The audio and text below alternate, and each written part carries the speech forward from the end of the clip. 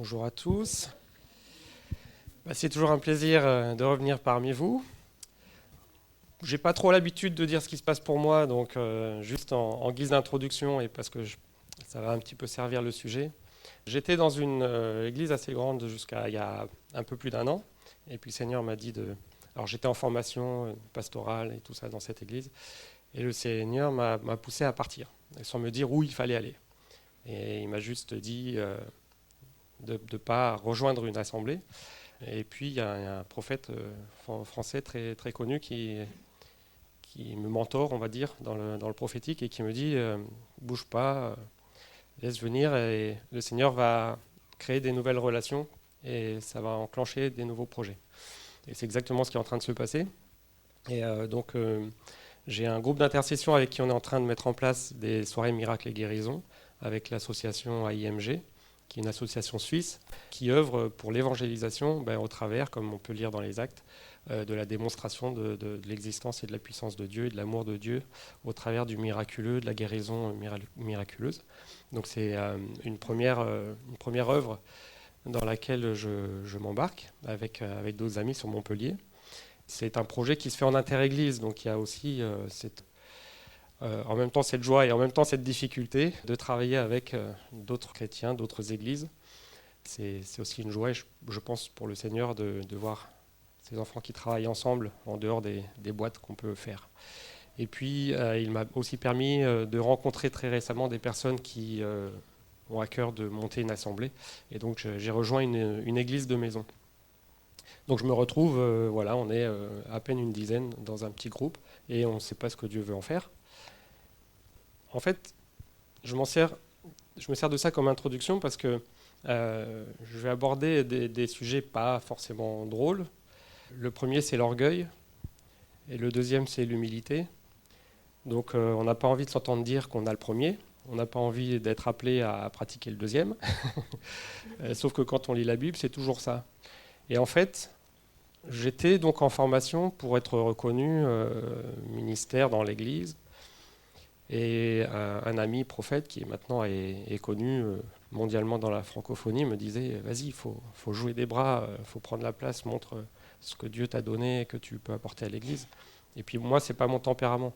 Et si je l'avais fait comme ça, en disant « Oui, des grands prophètes ont prophétisé sur mon appel et tout ça », et que je l'avais fait par moi-même, quelque part, j'étais en train d'essayer de prendre une place d'une manière humaine. Alors que le Seigneur dit, mais tranquille, quoi. On est tous des serviteurs, de toute façon. Donc, qu'on soit appelé à un service particulier, ça ne donne pas plus de gloriole qu'autre chose. Par contre, prends le temps et je me retrouve dans une assemblée qui pour le moment, est juste un petit groupe de maison. Et en fait, j'y suis bien. Et je ne suis pas en train de me dire, mais oui, mais alors, mon grand appel au ministère, en fait, on s'en fiche. Et ce qu'il faut réussir à faire vraiment dans notre vie de chrétien, c'est pas de dire quelle est la place, le titre, la reconnaissance que Dieu veut que j'ai dans ce que je fais pour lui, mais c'est au contraire quel est mon cœur de serviteur pour les autres. Et c'est très important de réfléchir à cette notion de dans ma vie, quelles sont mes intentions, pourquoi est-ce que je fais les choses. Et comment je suis positionné par rapport à ce que Dieu demande. Demande non seulement de manière générique, générale, à tout croyant, mais aussi de manière spécifique. Le Proverbe 18, verset 12 dit « Avant la ruine, le cœur de l'homme s'élève, mais l'humilité précède la gloire. » Et j'aimerais travailler sur ce petit verset ce matin, « L'humilité précède la gloire ». Parce que je pense, et on va le voir dans les Écritures, nous sommes appelés non seulement à voir la gloire de Dieu, mais à porter la gloire. Et donc à vivre la gloire sur terre. Mais si on n'a pas cet objectif-là et qu'on a l'impression que c'est orgueilleux d'avoir cet objectif-là, on ne va finalement pas être les témoins que Jésus nous demande d'être. Mais si on veut viser des choses grandes, on va se dire « bah oui, mais je suis orgueilleux ». Donc il y a quand même quelque chose de pas simple à comprendre. Et je vais commencer par traiter la question de l'orgueil. Un autre proverbe, chapitre 16, verset 18, nous dit « L'arrogance précède la ruine et l'orgueil précède la chute ». Alors, je pense qu'on est tous d'accord ici pour se dire que l'orgueil, c'est mal. Ouais? Non, quelqu'un dit « Oh non, c'est cool ». L'orgueil, c'est mal, c'est mauvais. Et donc, pour moi, je pense que le premier signe de l'orgueil, c'est l'égoïsme. Je n'ai pas été chercher dans Larousse et tout ça, mais on va prendre des exemples bibliques, quelques versets bibliques, pour comprendre c'est quoi l'orgueil. Et en fait, l'introduction à la Sainte Seine va complètement dans ce sens-là. C'est réfléchir sur nous-mêmes et est-ce qu'on ne va pas se dire entre nous, moi je suis orgueilleux et moi je suis humble. En fait, ça ne marche pas comme ça.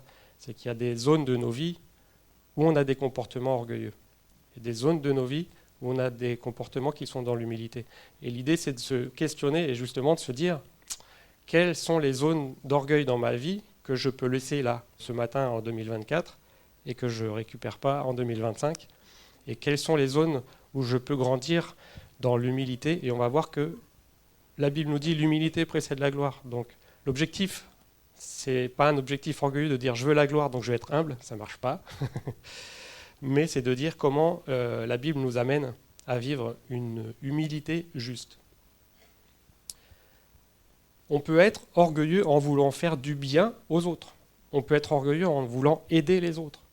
Parce que si notre intention, c'est qu'on nous dise « Waouh, toi, tu es quelqu'un qui aide, toi, tu es quelqu'un qui est bien », ben, en fait, on est en train de nourrir notre moi, on est en train de nourrir notre ego. Donc on ne fait pas une chose bonne pour les autres, même si les autres sont aidés, tant mieux, mais on fait une chose bonne par nous-mêmes.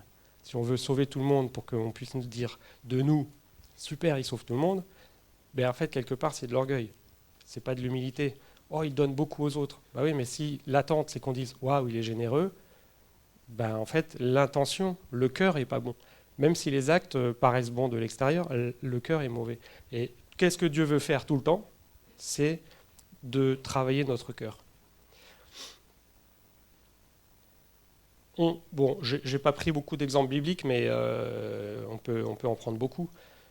Il y a un passage dans Ésaïe 14 qui parle en même temps du roi de Babylone, et en même temps, ça peut parler de Satan qui dit « Te voilà tombé du ciel, astre brillant, fils de l'aurore, tu es abattu à terre, toi le vainqueur des nations, tu disais en ton cœur, je monterai au ciel, j'élèverai mon trône au-dessus des étoiles, de Dieu, je m'assirai sur la montagne de l'assemblée, à l'extrémité du septentrion, je monterai sur les sommets des nues, et je serai semblable au Très-Haut. Mais tu as été précipité dans le séjour des morts et dans les profondeurs de la fosse. » Donc là, on voit vraiment l'application de ce principe-là. Celui qui s'élève, en fait, va être abaissé.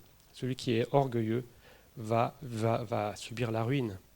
On peut penser aussi à Nebuchadnezzar, qui était un roi extraordinaire, qui a fini par terre en broutant de l'herbe. Là, on peut dire qu'il est passé de l'orgueil à la chute, à la ruine. Mais bon, on n'est pas tous des rois avec beaucoup de choses qui peuvent nous mettre en avant, sauf que on a notre petite vie qui fait qu'on a quand même des choses qui nous poussent à l'orgueil. Et on peut lire dans Marc 7, versets 20 à 22, Jésus dit encore, « Ce qui sort de l'homme, c'est ce qui souille l'homme. Car c'est du dedans, c'est du cœur des hommes que sortent les mauvaises pensées, les adultères, les impudicités, les meurtres, les vols, les cupidités, les méchancetés, la fraude, le dérèglement, le regard envieux, la calomnie, l'orgueil, la folie. Toutes ces choses mauvaises sortent du dedans et souillent l'homme. » En fait, si notre cœur n'est pas purifié, si notre pensée n'est pas renouvelée, ce qui va être mauvais, ce n'est pas ce qui va venir sur nous, c'est vraiment ce qui va sortir de nous. Et donc c'est aussi cet aspect d'orgueil, c'est d'écouter ce qui vient de l'intérieur sans avoir été purifié. Et donc toutes ces choses-là, les pensées, l'adultère, les meurtres, bon, on se dit tiens, on va quand même pas aller jusqu'au meurtre et tout, mais la fraude, le dérèglement, ça peut toucher beaucoup de domaines. Le regard envieux, la calomnie. En fait, si on écoute nos émotions, si on écoute nos désirs charnels, si on écoute nos envies terrestres, si on écoute notre corps, je suis fatigué, je me lève pas pour aller à l'église, finalement, on se retrouve à s'écouter soi-même, alors que, et ça c'est l'orgueil en fait, la définition de l'orgueil c'est « je m'écoute ». C'est quelque chose vraiment qui ressemble à l'égoïsme, ça se rejoint. Croire qu'on a raison. Des fois, certains se sentent supérieurs, ils se disent souvent moi j'ai raison, les autres ont tort ». Mais en fait, c'est pour moi, si je résume l'orgueil avant de passer à la suite, c'est tout ce qui prend la place de Dieu. Et tout ce qui prend la place de Dieu, ça montre que finalement, notre être, nos désirs, notre chair, eh bien, est orgueilleuse. Et j'aime dire une chose, pour expliquer ce qu'est l'enfer, c'est que l'enfer, c'est se retrouver pour l'éternité avec le Dieu qu'on a choisi. C'est aussi simple que ça. Et donc, je ne sais pas si vous avez entendu des témoignages de personnes qui ont vu, qui ont vécu l'enfer, où le Seigneur les a menés à cette expérience-là. Et en fait, les personnes se retrouvent avec elles-mêmes. Et en fait, c'est un désastre. Parce qu'elles se rendent compte à quel point elles sont mauvaises, mais qu'elles ont choisi de s'écouter elles-mêmes. Et il n'y a pas de petit diablotin, il n'y a pas de flamme, non, c'est juste le néant, l'isolement, la solitude totale avec le Dieu qu'on s'est choisi. Et quand c'est soi-même, ça veut dire qu'on est seul avec soi-même. C'est le contraire de ce que Dieu veut pour nous. Lui, il veut la relation. Et donc, quand on vit dans l'orgueil, on est notre propre Dieu, finalement. Ça peut être tellement de choses différentes. C'est pour ça que je donne quelques exemples, mais c'est beaucoup plus large que ce que je peux prendre le temps de dire. J'en ai entendu certains qui disent moi, je n'ai pas besoin de lire la Bible parce que le Saint-Esprit me parle. Oui, le Saint-Esprit te parle. Mais en fait, Dieu te donne sa parole. Mais quel orgueil te pousse à dire que tu n'en as pas besoin ? C'est aussi simple que ça. Donc en fait, on peut avoir des pensées orgueilleuses dans tous les domaines, et surtout dans le domaine spirituel. Et pour confirmer un peu ce que je vous dis, parce que je ne dis pas que n'importe quoi, Jérémie 13,15 nous dit « Écoutez et prêtez l'oreille, ne soyez point orgueilleux, car l'Éternel parle. » Et l'orgueil commence par le fait de ne pas vouloir écouter Dieu. Combien il y a de gens, alors nous on est ici ce matin dans une église, parce qu'on sait qu'il faut écouter Dieu. On a déjà fait une étape importante. Mais beaucoup dans le monde se disent « mais j'ai pas besoin de Dieu ». C'est un orgueil terrible. Maintenant, on peut se dire aussi, dans nos vies chrétiennes, il y a des choses sur lesquelles on peut faire des choix en se disant « j'ai pas besoin d'écouter Dieu, j'ai pas besoin de lui demander, j'ai pas besoin ». Et là, c'est de l'orgueil. Écoutez et prêtez l'oreille, car l'Éternel parle. Ça, c'est important.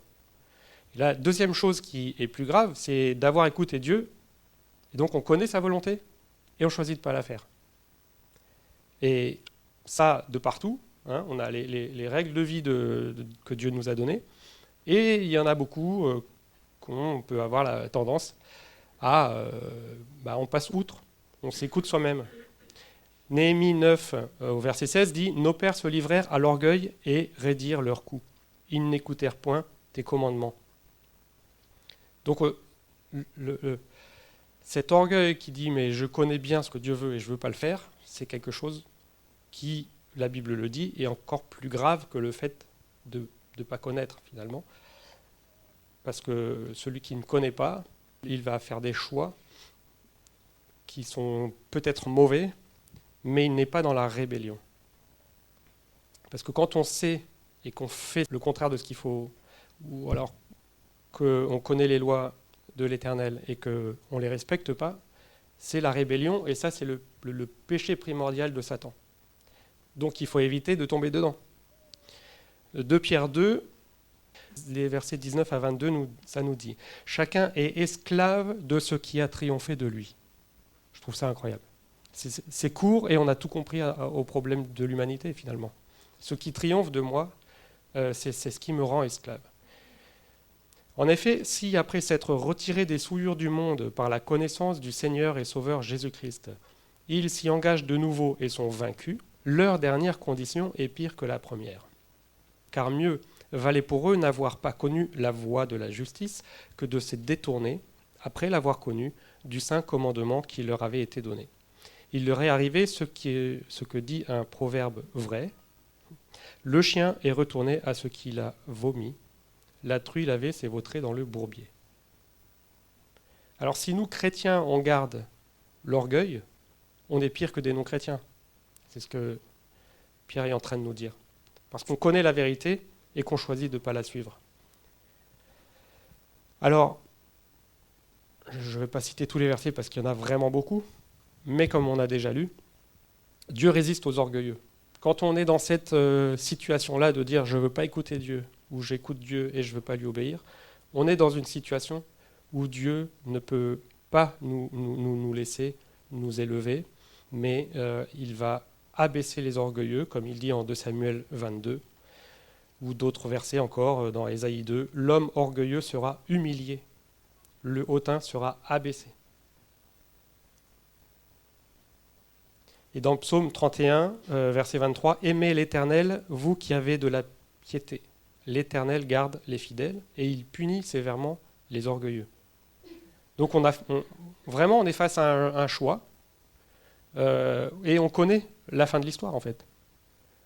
On connaît à chaque fois la fin de l'histoire par rapport à notre comportement, on sait qu'est-ce que Dieu va faire.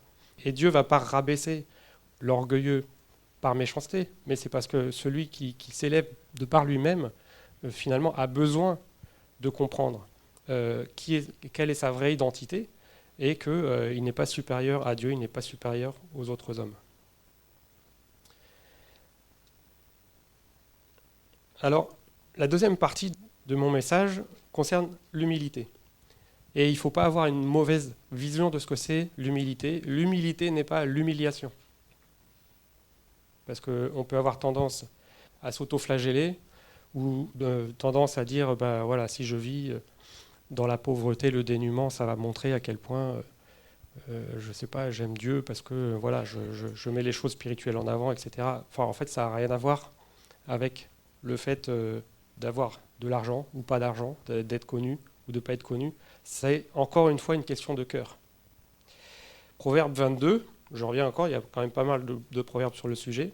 Au verset 4, dit « Le fruit de l'humilité et de la crainte de l'Éternel, c'est la richesse, la gloire et la vie. » Moi, je signe pour ça, en fait. De vivre dans la simplicité et dans la crainte de l'Éternel, c'est-à-dire on va écouter Dieu, on va faire ce qu'il nous demande. Le fruit va être la richesse, la gloire et la vie. On va développer un petit peu après ce que c'est la gloire.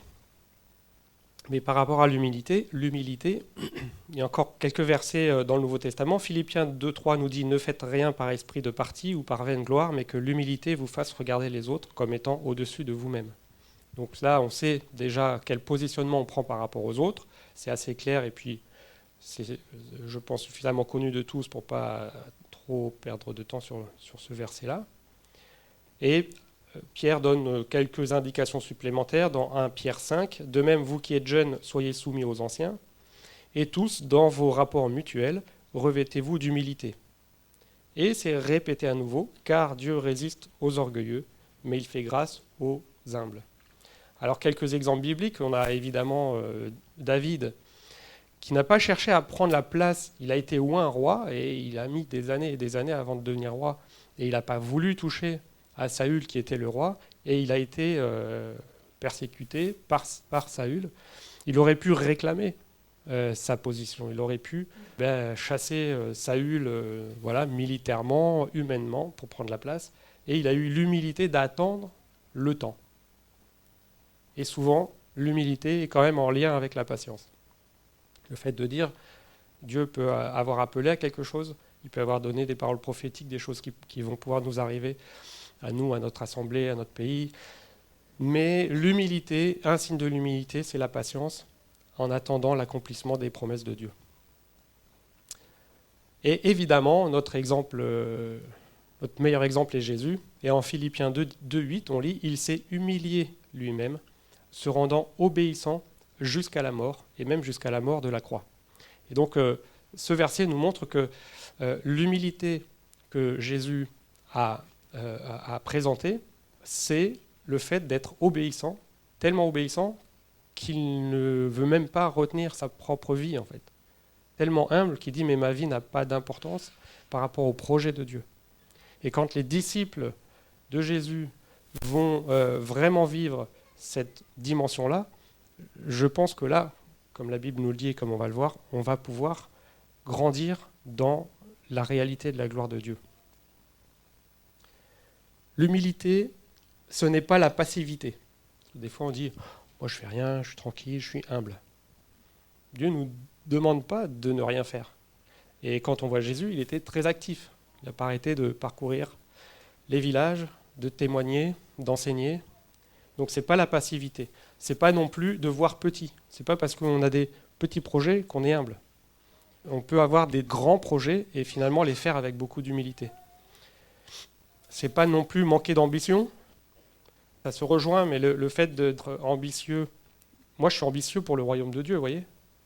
J'ai envie que Dieu soit connu, j'ai envie qu'il vraiment y ait un développement. Donc, il peut y avoir cette ambition pour le royaume de Dieu et de faire les œuvres de Dieu. Jésus, il avait l'ambition, c'était d'être le sauveur du monde. C'est quand même... c'est pas rien. Mais il a tout fait avec humilité. Parce qu'il ne voulait pas en retirer de gloire pour lui. Il a été glorifié par le Père. Il ne s'est pas glorifié lui-même. Et donc, nous, on peut avoir de l'ambition dans des projets humains, dans des projets caritatifs, dans des projets d'église, pour le royaume de Dieu, pour les œuvres de Dieu, pour les choses que Dieu demande. Et puis, merci Seigneur aussi, l'entrepreneuriat, c'est quelque chose aussi de Dieu. Il nous demande aussi de créer de la richesse et de partager la richesse. Donc, on peut avoir des grands projets tout en gardant un cœur humble. L'humilité, c'est pas l'anonymat non plus. On peut être, comme je donnais cet exemple, on peut être très connu et avoir vraiment un cœur humble. C'est pas parce que notre nom est partout qu'on est supérieur à la personne à côté qui n'est pas connue en fait. Donc c'est vraiment un état d'esprit. Et c'est faire passer le Père et sa volonté avant notre propre vie. C'est ça qu'on voit finalement dans l'exemple de Jésus. Et c'est Dieu ensuite qui élève ceux qui ont ce cœur humble selon sa propre volonté à lui, parce qu'on ne peut pas faire du chantage à Dieu en disant « Regarde, je suis humble, maintenant il faut m'élever ». Ça ne marche pas non plus, sinon on retombe dans l'orgueil. C'est vite fait quand même. Hein. On va lire un passage dans Jacques, chapitre 4.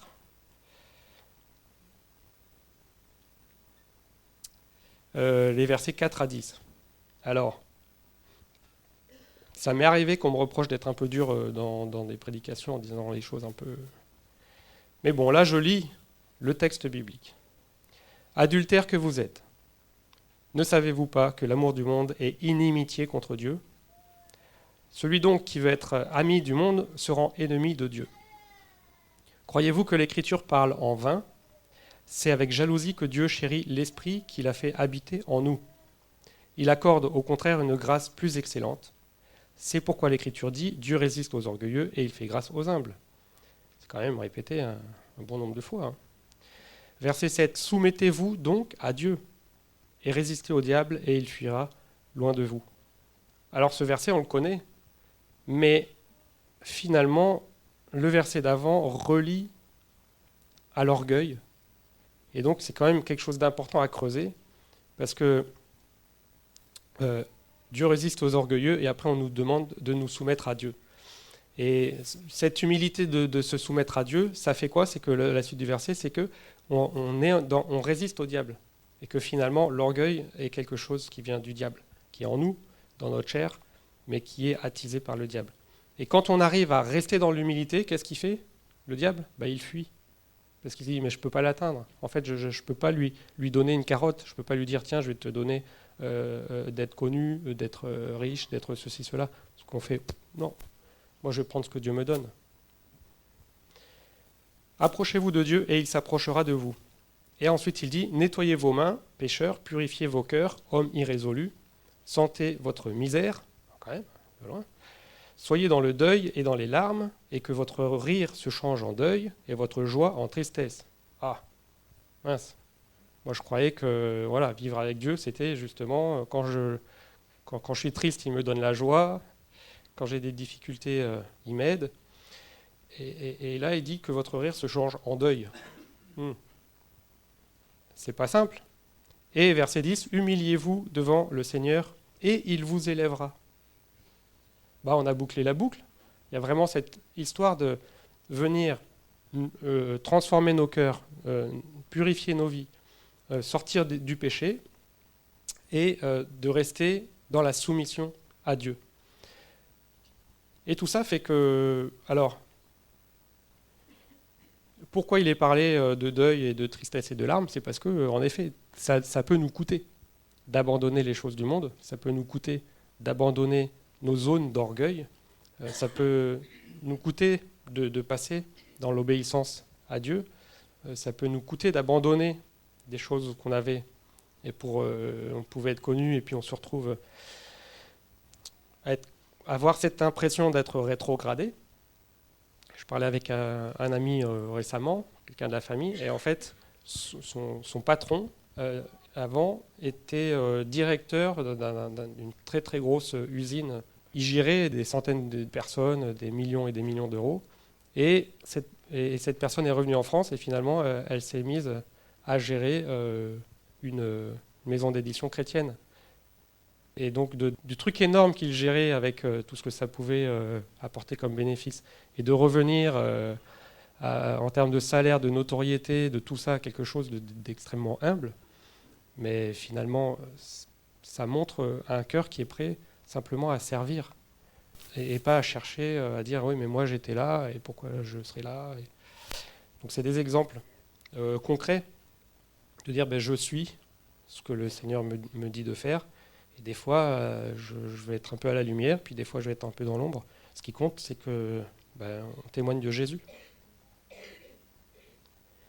Donc, ce passage dans Jacques nous montre que si on cherche, si finalement on aime le monde, puisque c'est un terme qui est utilisé aussi dans la Bible, si on aime le monde, c'est quelque part de l'orgueil. Le monde dans le sens, le monde dans sa nature pécheresse. C'est-à-dire les plaisirs païens, on va dire, voilà, la recherche de richesse, les ambiances un peu païennes, les lieux de fête où il ne se passe que des choses qui ne sont pas à la gloire de Dieu. Voilà, si on aime toutes ces choses, alors qu'elles sont un contre-témoignage, alors qu'elles vont à l'encontre des valeurs bibliques et divines, eh bien, on est en train de vivre une zone d'orgueil dans nos vies. Si on résiste à Dieu aussi, en ne faisant pas ce qu'il nous demande, on est dans l'orgueil. Et l'humilité, c'est finalement refuser de suivre les appels du diable, d'abandonner nos péchés, de purifier nos vies. Et en général, c'est pour ça aussi qu'il est parlé dans le verset de Jacques, de deuil, de larmes et de tristesse, ça passe par la repentance. Un moment où on se dit, ça, je vois que Dieu met la lumière sur une zone d'orgueil dans ma vie et il faut que je la traite.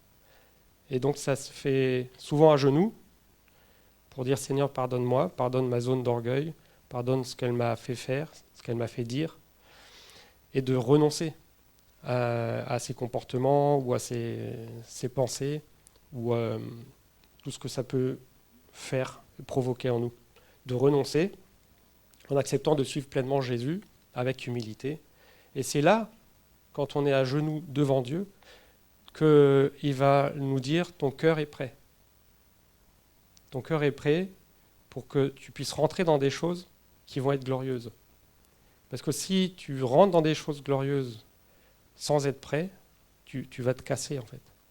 Et on voit souvent ça, malheureusement, et ça arrive, et on en a des témoignages dans certains ministères, où les choses grandissent, les choses vont bien, mais finalement les cœurs sont pas suffisamment préparés. Et puis l'orgueil arrive, et puis les problèmes arrivent avec. Et il vaut mieux être patient et se laisser travailler en profondeur. Mais par contre, l'objectif de Dieu, c'est pas de nous laisser inutilisés, on va dire, invisibles, inutiles. Au contraire, il veut qu'on rentre dans des projets qui sont glorieux parce qu'on porte sa gloire. Parce qu'il nous appelle à être actifs pour son royaume. Et son royaume, c'est ce qu'il y a de plus glorieux dans l'univers. Donc, apprenons à nous repentir, soyons prompts à nous repentir et questionnons Dieu. Quelle est ma zone d'orgueil? Quelle est ma zone d'orgueil? Et du coup, de passer par cette étape de repentance. Alors, Je vais terminer par le plus enviable, on va dire, c'est la gloire.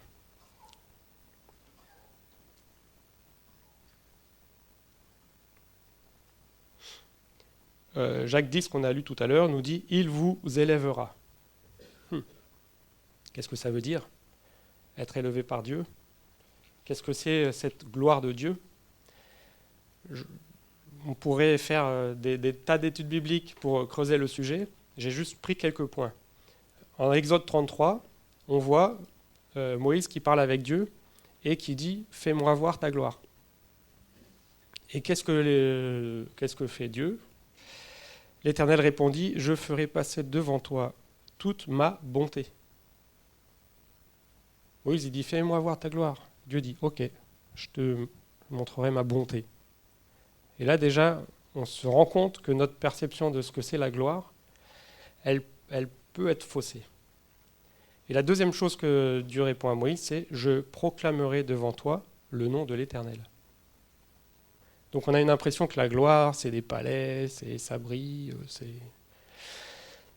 Et finalement, on se rend compte que Dieu lui-même aborde sa propre gloire avec une certaine humilité. Il dit « Ce qui compte, c'est ma bonté ». C'est quand même fou. Ce qui compte, c'est mon nom. C'est de finalement connaître Dieu et qui il est pour nous, quoi. Quand Élie aussi va faire une rencontre avec Dieu, Dieu se présente dans un murmure doux et léger. Ça, c'est dans 1 Roi 19. Il y a eu la tempête, il y a eu plein de trucs avant qui ont fait du bruit. On s'est dit, oh, il y a la gloire. Ah non, Dieu n'est pas là-dedans. Dieu, il était dans le murmure doux et léger. Et donc, on se rend compte que finalement, la gloire, où humainement, on a une image de quelque chose de complètement incroyable, ça commence par quelque chose de doux, de léger, de bon. Et finalement, si nous, déjà, on commence par avoir cette manière d'être, on commence déjà à porter quelque chose de la gloire de Dieu. Jean 17, 22, Jésus dit « Je leur ai donné la gloire que tu m'as donnée afin qu'ils soient un comme nous sommes un. » Et là, on voit que vraiment, Dieu désire partager sa gloire. Il a glorifié Jésus, et Jésus dit « Je leur ai donné la gloire que tu m'as donnée. » C'est quelque chose qui se partage. Alors on va voir comment. Jésus a été glorifié, on voit le Saint-Esprit qui vient au baptême, et puis le Père qui dit celui-ci c'est mon Fils. Il a été glorifié aussi lors de la sanctification. Dans la résurrection est aussi une glorification de Jésus.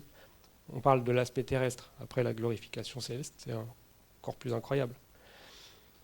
Mais ce qui a été une gloire de Jésus, au-delà de l'humilité qu'on doit prendre comme exemple, c'est ses œuvres. Ces œuvres qui montrent la bonté de Dieu. Parce que quand il va guérir tous les malades, quand il va délivrer les captifs, ceux qui sont possédés, c'est encore par bonté, par amour. Et donc Jésus a transmis cela. Il a transmis à ses disciples cette gloire qui est d'aimer et d'exprimer la bonté, mais aussi de le faire avec puissance. Et Jean 14, 12 dit « En vérité, je vous le dis, celui qui croit en moi fera aussi les œuvres que je fais, et il en fera de plus grandes, parce que je m'en vais au Père. » Donc il y a cette transmission que Jésus a faite envers les disciples, de dire voilà, vous allez porter mon amour, ma bonté, mais aussi ma puissance, et vous allez faire des choses même encore plus grandes que ce que j'ai pu démontrer sur Terre. Parce qu'on va le faire, nous, avec le Saint-Esprit, et avec l'Ecclésia, avec l'Église, qu'il se construit. Et puis il y a ce verset connu aussi de 2 Corinthiens 3, 18 qui nous dit « Nous tous qui, le visage découvert, contemplons comme dans un miroir la gloire du Seigneur, nous sommes transformés en la même image, de gloire en gloire, comme par le Seigneur l'Esprit. » Et donc, ça veut dire que notre gloire, c'est de ressembler à Jésus-Christ. Notre gloire, elle ne vient pas de la réussite, de la notoriété, ce n'est pas des critères terrestres. Notre gloire, c'est de ressembler à Jésus-Christ, mais en tout point, dans son humilité, dans son amour, dans le don de sa vie. et aussi par la démonstration de qui est Dieu dans sa puissance surnaturelle. Donc notre gloire, selon Dieu, se mesure au don de nous-mêmes, au final. Quand, dans l'Ancien Testament, Salomon a construit le temple, avant que la gloire de Dieu vienne demeurer dans le temple, il y a eu la construction, il y a eu la consécration du temple. C'est des images qui montrent ce qu'on doit vivre dans notre propre vie, vraiment, de construire nos vies en Dieu, d'être consacré à Dieu. Et David, comme je disais tout à l'heure, sa gloire en tant que roi est venue après avoir vécu les persécutions par Saül. La gloire de Jésus est venue après ses souffrances et sa mort à la croix. La gloire de Paul est venue après qu'il ait vraiment abdiqué de son ancienne manière de vivre, de voir les choses, et qu'il a donné toute sa vie à Jésus. Il a accepté de subir toutes les épreuves et quasiment de mourir plusieurs fois. Et puis Étienne, le Étienne biblique, qui voit la gloire de Dieu. À quel moment ? Après avoir prêché, il n'a pas voulu se taire. Quand on lui a dit de se taire, il a voulu vraiment proclamer qui est Jésus. Et puis finalement, en se faisant lapider, il voit et il vit la gloire.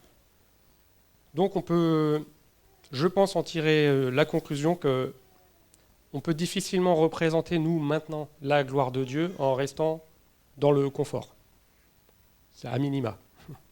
Il faut accepter quelques petites difficultés, non seulement parce qu'on doit travailler sur nous-mêmes, se débarrasser de notre nature charnelle, mais aussi parce que, en tant que représentant de plus en plus proche de qui est Jésus-Christ, il y a aussi l'ennemi qui va vouloir, comme il a voulu faire avec Jésus, empêcher qu'on soit représentant actif de la gloire de Dieu sur terre.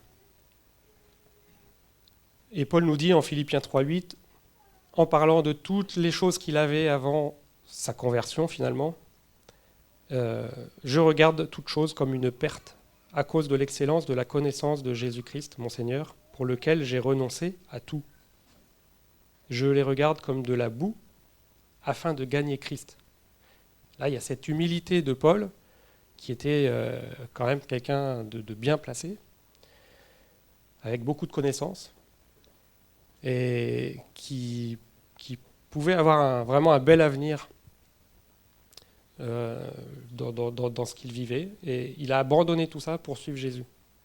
Et il dit, mais tout ça, en fait, c'est rien par rapport au fait d'être témoin de Jésus-Christ, même au travers des difficultés qui peuvent venir avec le fait d'être ce témoin actif. Là, on voit cette humilité qui mène à la gloire. Et avant de conclure, Jean 17, 26 nous dit « Je leur ai fait connaître ton nom », c'est Jésus qui parle. Comme Dieu avait dit à Moïse, Moïse dit « Montre-moi ta gloire » et Dieu dit « Je te montrerai ma bonté, je te ferai connaître mon nom ». Et là, Jésus dit « Je leur ai fait connaître ton nom. Et je leur ferai connaître afin que l'amour dont tu m'as aimé soit en eux et que je sois en eux. » Et il y a ce lien encore de l'humilité et de la gloire en relation avec le fait de connaître Dieu, de connaître qui il est. Et finalement, Jésus qui révèle le Père, et nous révélons Jésus. Et tout ça, ça amène sur nous une gloire qui est selon les critères célestes, à laquelle Dieu nous appelle. Jésus a révélé son identité céleste par les miracles, ça rend des gloires à Dieu. Et nous, on le révèle aussi en montrant sa puissance. Et encore un verset qui est connu, mais où on peut faire encore ce lien, c'est dans Actes 3, verset 6. Pierre dit du coup, il y avait un paralytique, et Pierre dit à ce paralytique, « Je n'ai ni argent ni or, mais ce que j'ai, je te le donne.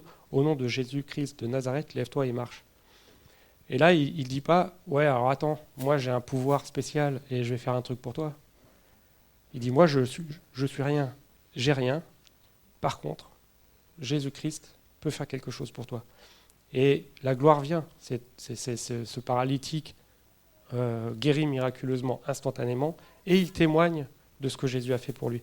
Donc en fait, cette humilité de Pierre est un exemple où finalement on peut vivre des choses glorieuses comme ces miracles-là, mais dans l'humilité. C'est là que le cœur est important, parce que on est appelé à vivre des choses qui sortent de l'ordinaire, puisqu'on a un Dieu qui est au-delà de l'ordinaire, mais on peut le faire avec cette humilité qui nous est présentée, à laquelle on est appelé tout au long des Écritures. Je prendrai un dernier passage qui est dans Jean 17 à nouveau, quelques versets avant, versets 20 à 23. Et Jean 17, en fait, c'est Jésus qui prie Dieu. C'est vraiment un chapitre vraiment fort, où on voit Jésus qui prie le Père par rapport à ce qu'il demande aussi pour ses disciples. Et il dit, ce n'est pas pour eux seulement que je prie, mais encore pour ceux qui croiront en moi par leur parole. Il parle de nous, là. Toutes ces générations qui ont cru au travers des paroles des apôtres et des disciples qui nous ont précédés. Afin que tous soient un, comme toi, Père, tu es en moi, et comme je suis en toi. Afin qu'eux aussi soient un en nous, pour que le monde croie que tu m'as envoyé. Il y a tout cet aspect de relation. Nous sommes en Dieu, Dieu est en nous par le Saint-Esprit, qui fait que nous pouvons être des témoins, porter suffisamment la gloire de Dieu pour que le monde croie en Jésus-Christ. Et Jésus dit, je leur ai donné la gloire que tu m'as donnée, afin qu'ils soient un comme nous sommes un. C'est quand même assez fou, ce lien que Jésus fait de la gloire et de l'unité. Et là aussi, on pourrait faire une étude biblique sur le sujet. Pour revenir simplement sur les versets qu'on a vus, le fait de connaître son nom, de connaître qui il est, c'est cette manière d'être en relation avec lui, d'approfondir notre lien et finalement d'être toujours plus, de vivre toujours plus en Dieu et aussi de laisser toujours plus Dieu vivre en nous. Et verset 23, moi en eux et toi en moi, afin qu'ils soient parfaitement un et que le monde connaisse que tu m'as envoyé et que tu les as aimés comme tu m'as aimé. C'est ce à quoi on est appelé. C'est un peu un temps de réflexion et peut-être d'appel à se positionner ce matin par rapport à cette question de où sont mes zones d'orgueil, de se laisser emmener à la repentance par Dieu et de laisser grandir une humilité, mais une humilité saine. Pas de dire mais je suis petit, je suis rien et je ne sers à rien, etc. C'est une humilité qui nous fait grandir. Parce que c'est une humilité qui nous permet de grandir en Dieu, de ressembler toujours plus à Jésus et d'être élevé par Jésus et d'être élevé par Dieu au moment où il trouvera opportun qu'on puisse rentrer toujours plus dans le service de son royaume, dans la manifestation de sa gloire. Et je voulais terminer avec cette pensée prophétique qu'on va vraiment, en 2025, vivre des temps glorieux, des temps de manifestation du royaume de Dieu comme il n'y a jamais eu. Parce que Dieu veut se révéler, Dieu veut déployer son royaume, Dieu veut aller sauver les perdus, Dieu veut aller délivrer les perdus, et que nous soyons tous là en tant que serviteurs de Dieu, dans l'humilité mais aussi dans la gloire qu'il met sur nous, des témoins efficaces pour son royaume. Et j'avais juste cette phrase pour l'église du Colombier. Je pense que Dieu m'a mis à cœur, où il dit cette église est restée humble et elle va voir la gloire de Dieu. Parce qu'il n'y a pas eu ce cœur à se mettre en avant, il n'y a pas eu cette recherche de briller de manière artificielle, mais il y a eu cette humilité de rester dans la recherche de la face de Dieu et que c'est ça qui compte pour Dieu le plus. Et qu'il va donner dans les temps qui viennent aux chrétiens qui ont vraiment suivi avec humilité la recherche de son cœur, de vivre des temps glorieux. Et je vous invite à accepter les missions de Dieu, les appels qu'il va faire avec simplicité dans chacune de vos vies, mais aussi en communauté, pour rentrer dans des nouvelles œuvres qui vont avoir des dimensions glorieuses pour son nom. Je vous invite à vous lever, et puis on va prendre ce petit temps d'introspection, d'écoute de Dieu, reprendre ce chant qui nous amène à glorifier Dieu et à se mettre à proclamer que toute gloire lui revient, mais en sachant qu'il nous la partage. Il nous la partage et il veut nous faire avancer dans ce chemin d'humilité et de gloire qu'il a prévu.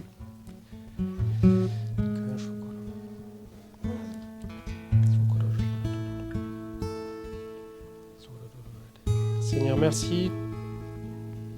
Merci pour ta bonté que tu nous révèles. Merci pour ton nom que tu nous fais connaître. Tu veux que nous soyons des enfants, sachant que tu es un Père toujours accueillant et que tu nous aides, en bon papa que tu es, à nous défaire des mauvais choix, des mauvaises décisions, des mauvaises manières de penser. Seigneur Jésus, tu viens pour nous aider à enlever nos vieux habits. Et tu veux nous revêtir d'habits de gloire, d'habits resplendissants pour que le monde voie que nous soyons la lumière, pour que Jésus soit glorifié. Seigneur, je veux me mettre à genoux parce que c'est là que ça commence. Au pied de ta croix, Seigneur, je demande pardon pour toutes les zones d'orgueil qui restent en moi et que je te prie de m'aider à éliminer totalement, Seigneur. Et je prie devant mes frères et sœurs pour consacrer mon année 2025 à chercher ta face et à me laisser toucher par ton humilité, Jésus, par suivre tes plans parfaits pour ma vie, pour la vie de ma famille, pour la vie de ton Église. Et Seigneur, je te demande pas de me montrer ta gloire, mais je te remercie par avance, parce que c'est une promesse que tu nous fais, que quand on se met à genoux devant toi, qu'on veut ressembler à Jésus-Christ, eh bien nous allons porter ta gloire.